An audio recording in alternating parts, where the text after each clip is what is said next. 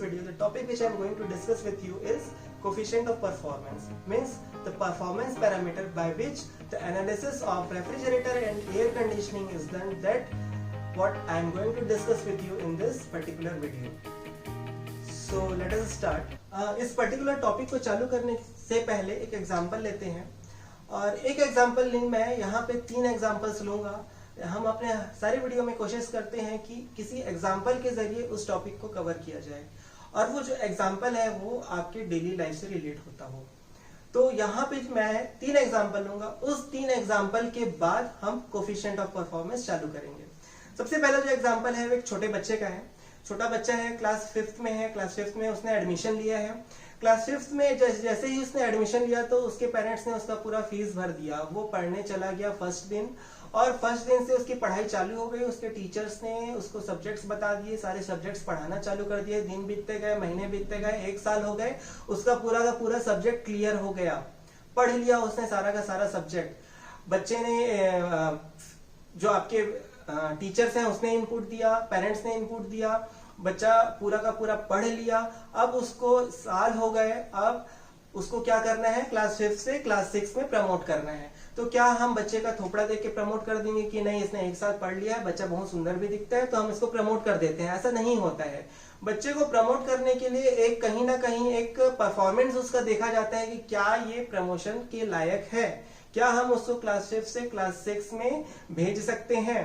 तो उस जो परफॉर्मेंस रहता है उसको आप एग्जाम लेके फाइंड आउट करते हैं कि उसका परफॉर्मेंस कितना है या भी नहीं है. तो अब आप परफॉर्मेंस, हम जो एग्जाम लेते हैं उसके पीछे इंटेंशन क्या रहता है कि आप 1 साल जितना पढ़ाए हो क्या वो पूरा रिटेन कर पाया अपने दिमाग में. आप एग्जाम लिए, एग्जाम में बच्चा 55% मार्क्स लाया. इसका मतलब क्या हुआ कि 55 मार्क्स वो ला रहे हैं, वो 55 नंबर के ही क्वेश्चन के आंसर जान रहे हैं जो कि सही है. बाकी 45 नंबर्स के जो वो गलत लिखा है या उसको आते ही नहीं है.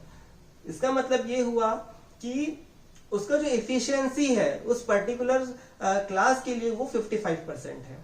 मतलब उसने 55% नॉलेज अपने दिमाग में रिटेन किया, बाकी लॉस हो गया ड्यू टू जो भी इफेक्ट होगा उससे वो लॉस हो गया. इसका जो फॉर्मूला है परसेंटेज निकालने का जिसको हम एफिशिएंसी बोल रहे हैं उस पर्टिकुलर बच्चे के टर्म्स में, वो कैसे निकलेगा? Marks obtained upon maximum marks. अब मार्क्स कितना उसने ऑब्टेन किया है? 55. मैक्सिमम मार्क्स कितना था? 100. तो ये क्या निकलेगा? 55 अपॉन 100 दैट विल गिव 55%. ये निकल गया. मतलब बच्चे का इफिशियंसी हम एग्जाम लेके फाइंड आउट कर रहे हैं कि वो बच्चे का दिमाग कितना % इफिशियंट है उस पर्टिकुलर एकेडमिक ईयर के लिए. हो सकता है ये ईयर बाय ईयर चेंज होता रहे. दूसरा एग्जांपल लेते हैं. यहाँ पे भी हम इफिशियंसी की बात करेंगे. हम एग्जांपल लेते हैं बाइक्स का. बाइक्स के एग्जांपल में 2 हमारे पास बाइक है, बाइक ए और बाइक बी. जब आपकी 2 बाइक है, आपको बाइक खरीदना है. अब आप क्या करोगे? किसी से सलाह लोगे. तो वो बोलेगा भाई आप बाइक ए लो, बाइक बी मत लो. तो आप पूछोगे क्यों? तो वो बोलेगा कि बाइक जो ए है उसका एवरेज बहुत ज्यादा अच्छा है लेकिन बाइक बी का एवरेज अच्छा नहीं रहता. अब भाई ये एवरेज क्या हुआ? तो एवरेज ये होता है, ये चालू भाषा में हम एवरेज बोलते हैं. ये मतलब इसका मतलब ये होता है कि आपका 1 लीटर के पीछे आपकी गाड़ी कितनी चल रही है. आपने बाइक ए में भी 1 लीटर का पेट्रोल डलाया और बाइक बी में भी 1 लीटर का पेट्रोल डलाया. उस 1 लीटर के पीछे बाइक ए जो है वो 60 किलोमीटर भाग रही है, बट जो बाइक बी है on the same time 30 kilometre जा रही है. मतलब क्या हुआ? बाइक ए को लेना ही ज्यादा अच्छा रहा. आपको पेट्रोल कम डलाना पड़ेगा, पैसे का खर्च कम होगा. तो यहां पे क्या बात आया? उसके एवरेज का. मतलब एवरेज एक्चुअल में होता है टेक्निकल टर्म्स में उसका थर्मल इफिशियंसी, कि वो कितना ज्यादा इफिशियंट है. 2 बाइक के पीछे आप कंपैरिजन कर रहे हो, मतलब आप एक एनालिसिस कर रहे हो on the basis of percentage. ठीक है. तो वो परसेंटेज जो थर्मल इफिशियंसी रहता है वो भी उसका परफॉर्मेंस बता रहा है. मतलब thermal efficiency is a performance parameter for that 2 bikes. अब ये जो इफिशियंसी हुआ वो कैसे निकला? इस बाइक के लिए यदि हम न्यूमेरिकल टर्म्स में देखें तो इस बाइक के लिए उसका थर्मल इफिशियंसी कैसे निकला? आप जितना फ्यूल दे रहे हो उसको और वो कितना चल पा रहे हैं. मतलब क्या हुआ? Output upon input. आउटपुट कितना मिल रहा है, किसके पीछे, आप जितना इनपुट दे रहे हो, मतलब आप जितना इनपुट दे रहे हो उसके पीछे आपको कितना आउटपुट मिल रहा है। इनपुट जो दे रहे हो वो 1 लीटर पेट्रोल है, 1 litre of petrol is your input, और आप कितना किलोमीटर जा पा रहे हो दैट इज योर आउटपुट। ठीक है, तो हमेशा मतलब ये 2 एग्जांपल से, बच्चे का एग्जांपल है, बैग के एग्जांपल से हमको क्या समझ में आया, हमको ये समझ में आया कि एफिशिएंसी निकालने के लिए या परसेंटेज निकालने के लिए छोटी वाली क्वांटिटी हमेशा न्यूमरेटर में रहती है और बड़ी वाली क्वांटिटी हमेशा डिनोमिनेटर में रहती है, क्योंकि जो परसेंटेज रहता है उसकी वैल्यू हमेशा 1 से ज्यादा नहीं आएगी। यदि आप रेशियो के फॉर्म में बात करेंगे या परसेंटेज के फॉर्म में बात करेंगे तो 100% से किसी भी चीज की वैल्यू ज्यादा नहीं होती। ठीक है, अब बात करते हैं थर्ड एग्जांपल की। थर्ड एग्जांपल हम एक थर्मल पावर प्लांट की बात करते हैं। What is thermal power plant? Thermal power plant में हम क्या करते हैं, हीट देते हैं इन द फॉर्म ऑफ, कोल को बर्न करते हैं, हीट मिलता है किसको, वाटर को, वाटर कन्वर्ट होता है स्टीम में, एंड दैट स्टीम को यूज कर, उस स्टीम को यूज करके हम क्या करते हैं, इलेक्ट्रिसिटी प्रोड्यूस करते हैं।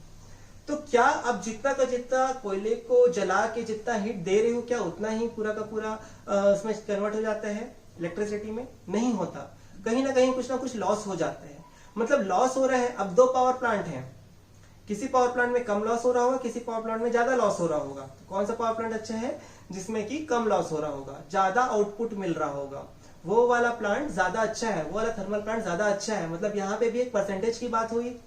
उसका जो परफॉर्मेंस पैरामीटर है, किस पैरामीटर पे मेजर किया गया, उसके यहाँ पे भी उसके थर्मल एफिशिएंसी के टर्म से मेजर किया कि उस प्लांट का थर्मल एफिशिएंसी कितना है, किसके पीछे, जब हम इतना इनपुट दे रहे हैं, इतना हीट दे रहे हैं कोयला जला के। ठीक है, अब यहां पे भी जो न्यूमेरिकल एनालिसिस करेंगे, यहां पे तो आप कैसे इसका कैलकुलेशन करेंगे, परसेंटेज निकालना है आपको। कैसे निकलेगा परसेंटेज? Output upon input. मतलब आप 1 टन का कोयला बर्न कर रहे हैं, उस 1 टन के कोयले के पीछे आप कितना इलेक्ट्रिसिटी प्रोड्यूस कर रहे हैं। ठीक है, तो हमारा जो एफिशिएंसी निकालने का फंडा है आउटपुट अपॉन इनपुट। आउटपुट यहाँ पे क्या होगा, इलेक्ट्रिसिटी। इनपुट क्या होगा, जो आप कोयले को बर्न करके एनर्जी प्रोड्यूस कर रहे हो।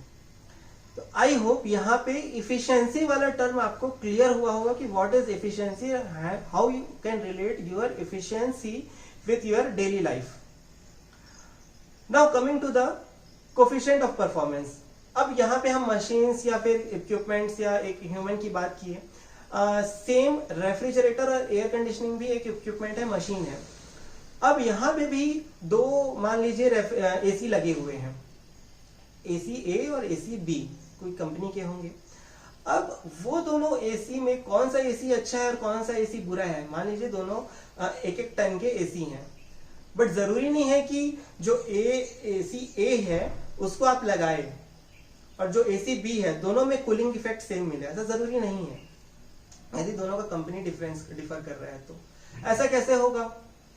मतलब कि यहाँ पे कुछ ना कुछ एक उसकी परफॉर्मेंस की बात आती है। परफॉर्मेंस की बात आती है तो हमने देखा कि हमने हर चीज को एफिशिएंसी से कैलकुलेट किया। एफिशिएंसी कैसे कैलकुलेट किया कि आउटपुट अपॉन इनपुट, इनपुट के पीछे हमको कितना आउटपुट मिल रहा है, वो हमारा एफिशिएंसी होगा। अब यहाँ पे क्या होता है, इसको एक डायग्राम से समझते हैं। पावर प्लांट का एग्जांपल लेके एक डायग्राम से समझते हैं। एक आपका सोर्स हो गया, ये हो गया आपका हीट इंजन, और ये हो गया आपका सिंक। सोर्स से एनर्जी आ रहा है, मतलब कोयले से एनर्जी आ रहा है, पावर प्लांट के अंदर गया, हीट इंजन के अंदर गया और आपको आउटपुट मिल गया इलेक्ट्रिसिटी के फॉर्म में, और जो वेस्टेज हुआ वो सिंक में चला गया। ठीक, यहां पे एफिशिएंसी कैसे निकलेगी? आउटपुट जो इलेक्ट्रिसिटी निकला है अपॉन इनपुट जो आपका हीट आ रहा है, आउटपुट अपॉन इनपुट, ये हो गया। यहां से आपको थर्मल एफिशिएंसी निकल जाएगा। अब रेफ्रिजरेटर की बात करें तो रेफ्रिजरेटर में क्या होता है कि आपको कुछ चीज को ठंडा करना है। ठंडा करना है मतलब हीट एक्सट्रैक्ट करना है below the temperature of surrounding के टेम्परेचर से आपको और ज्यादा ठंडा करना है। मतलब क्या करोगे आप, हीट एक्सट्रैक्ट करोगे उस पर्टिकुलर सिस्टम। अब हम यहां से आगे बढ़ते हैं, और जो थर्मल इफिशियंसी जो था मैंने जो थर्ड एग्जांपल लिया था थर्मल पावर प्लांट का जो इफिशियंसी, थर्मल इफिशियंसी, अब सेम चीज को हम रेफ्रिजरेटर के ऊपर फॉलो करते हैं, जो सेम एग्जांपल को। सपोज कीजिए कि आपका एक बहुत बड़ा सराउंडिंग है और वहां से एक आता है रेफ्रिजरेटर और वहां से निकलता है एक मेन डिजायर्ड सोर्स जहां आपका मेन एरिया ऑफ अटेंशन है, ठीक है। अब क्या होता है कि जो एरिया ऑफ अटेंशन, जिस चीज को मैं बोल रहा हूं, वो मान लीजिए कि आपका एक पानी का ग्लास है। एरिया ऑफ अटेंशन मतलब जहां पे आपको डिजायर्ड इफेक्ट चाहिए। अब पानी का जो ग्लास है वहां पे जो आपका डिजायर्ड इफेक्ट क्या है कि उसको कूल करना। उसका टेम्परेचर सपोज कीजिए कि रूम टेम्परेचर 28 डिग्री सेंटीग्रेड है। अब 28 डिग्री सेंटीग्रेड कैसे पहुंचा, उसका टेम्परेचर ज्यादा था और वो स्पॉन्टेनियसली वो रूम के टेम्परेचर पे आ गया, जो कि रूम का टेम्परेचर था 28 डिग्री सेंटीग्रेड पे। उसके हो सकता है, जरूरी नहीं है 28 डिग्री सेंटीग्रेड हो, लेकिन आसपास हो सकता है। अब क्या होगा, अब आपको उसको 10 डिग्री सेंटीग्रेड तक ले जाना है, तो अब क्या करोगे, उससे हीट एक्सट्रैक्ट करोगे, हीट निकालोगे उसके अंदर से। अब हीट कैसे निकलेगा, आपका जो रेफ्रिजरेटर है वहां वो क्या करेगा, उससे हीट क्या करेगा, एक्सट्रैक्ट करेगा with the help of that refrigerator. अब यहां पे रेफ्रिजरेटर अपने आप तो चलेगा नहीं, रेफ्रिजरेटर को भी एक एक्सटर्नल सोर्स की जरूरत है। वो एक्सटर्नल सोर्स क्या है, उसके लिए ड्राइविंग फोर्स रहेगा, और वो ड्राइविंग फोर्स क्या है, उसका इलेक्ट्रिसिटी जो उसको मिल रहा है। मतलब इलेक्ट्रिसिटी मतलब आप एक वर्क दे रहे हो उसको, उस वर्क देने के कारण आपका हीट एक्सट्रैक्ट हो रहा है। स्विच ऑफ कर दो, इलेक्ट्रिसिटी देना बंद कर दो, हीट एक्सट्रैक्शन रेट खत्म हो जाएगा, धीरे धीरे वापस वो 28 डिग्री सेंटीग्रेड में आ जाएगा। मतलब यहाँ पे जो परफॉर्मेंस हुआ, जो उसका कोफिशिएंट ऑफ परफॉर्मेंस हुआ, अभी तक हम परफॉर्मेंस देख रहे थे इफिशियंसी के बेस पे, बट यहाँ पे जो कोफिशिएंट ऑफ परफॉर्मेंस क्या हुआ कि उस पर्टिकुलर वर्क करने के बाद वो कितना कूल कर पा रहा है। सपोज कीजिए कि आपके पास एसी ए है और आपके पास एसी बी है।